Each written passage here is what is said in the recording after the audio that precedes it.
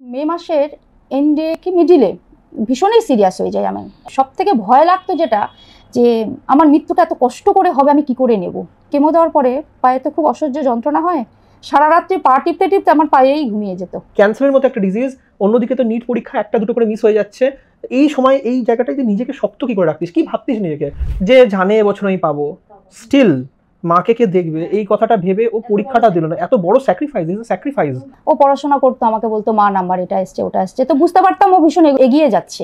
এটা পজিটিভ এনভায়রনমেন্টটা না আমার ভেতরে সবসময় চলে এসেছে ওকে পজিটিভ রাখার জন্য। 12 মার্কসের জন্য আমার জেএমসিটা হয়নি সে বছর। আমি নিজেকে নিজে স্ট্রং রাখতাম, কিভাবে রাখতাম জানি না, কিন্তু মাঝে মাঝে একা ঘরে কাঁদতাম। পরে ও যখন এক্সাম দিতে গেল, আমি সেদিন যাইনি। ও যখন ঘর থেকে বেরিয়ে গেল, আমি হনুমান চালিসা পড়া শুরু করলাম।